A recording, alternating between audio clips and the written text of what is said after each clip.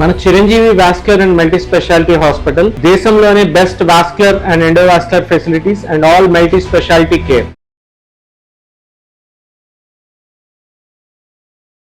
Hello everyone, welcome to Suman TV. ఈ మధ్య కాలంలో ఎవరి నోటా విన్నా, డాక్టర్స్ ద్వారా విన్నా కూడా B12 డెఫిషియన్సీ అండ్ విటమిన్ 2 ఈ మాట ఎక్కువగా వింటున్నాం కదా. మెడికేషన్స్ కి వెళ్ళండి, ఇంజెక్షన్స్ కి వెళ్ళండి, తీసుకోండి, మనం ఫుడ్ తిన్నా రాదు అంటున్నారు కదా.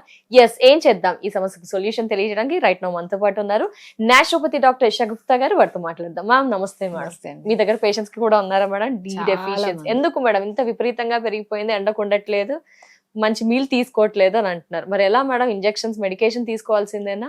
ఎందుకండి ఫుడ్ లో మంచిగా వస్తుంది. D vitamin compulsory, D vitamin, B12 అంతా మన అబ్జార్ప్షన్ బాగుండాలి. అంటే ఒకటి, మనం తింటున్నాం ఫుడ్, ప్రతి ఒక్కరం తింటున్నాం, కానీ డెఫిషియన్సీ ఉంది. ఏమో అంటే స్లీప్ సరిగా లేదు, ఫిజికల్ యాక్టివిటీ సరిగా లేదు.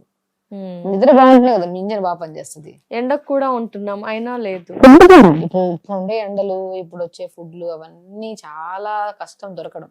కానీ మనం రెగ్యులర్ ఫిజికల్ యాక్టివిటీ, యోగా లాంటివి చెయ్యండి చెయ్యండి చెయ్యండి. పొద్దునే కుదిరితే టెర్రస్ పైకి వెళ్ళేసి మ్యాట్ వేసుకొని 1 అవర్ యోగా చేయండి. మీ శరీరంలో ఒక్క సమస్య రాకుండా కాపాడేది మీ యోగానే.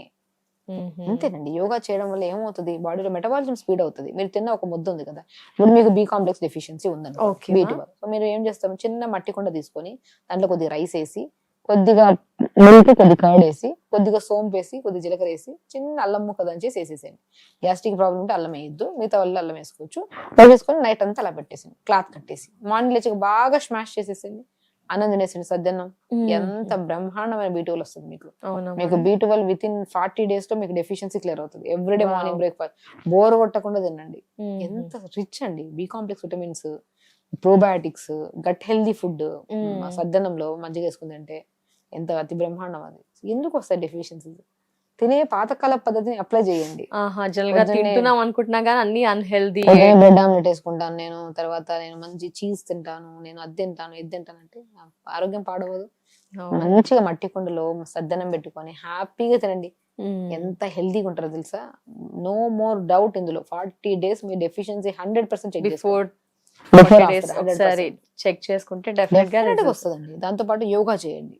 యోగా చేయండి, దాంతో ఆకుకూరలు, పాలకూర తీసుకోండి, మెంతి కూర తీసుకోండి, మునగాకు అతి బ్రహ్మాండం.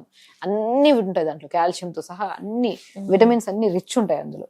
మునగాకు, బచ్చల కూర, మెంతి కూర, రోజు ఒక ఆకుకూర, వెజిటబుల్ కర్రీ, రైస్ పెట్టుకొని మధ్యాహ్నం పూట డిన్నర్ ఎర్లీగా చేద్దాం. జొన్న రొట్టె తిందాం, కూరలు ఎక్కువ తీసుకున్నాం.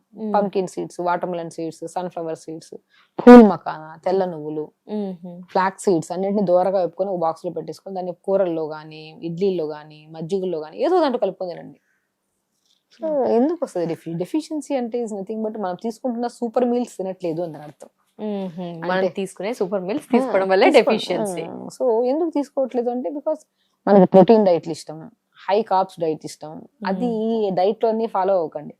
హెల్దీ ఫుడ్ ఒక ప్లేట్ లో చూస్తే ఆకుకూర ఉండాలి, వెజిటబుల్ కర్రీ ఉండాలి, కొద్దిగా కరివేపాకు కొద్దిగా ఘీ వేసుకొని ఫస్ట్ 2 ముద్దలు తినాలి, ఆకుకూరలు అంతా కలుపుకోవాలి, వెజిటబుల్ కర్రీ లాస్ట్ మజ్జిగ తినాలి.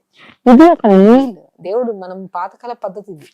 రసం ఉండాలి, అన్నం ఉండాలి, కర్రీ ఉండాలి, ఆకుకూర ఫ్రై ఉండాలి, అన్ని ఎందుకు పెట్టేవాళ్ళం?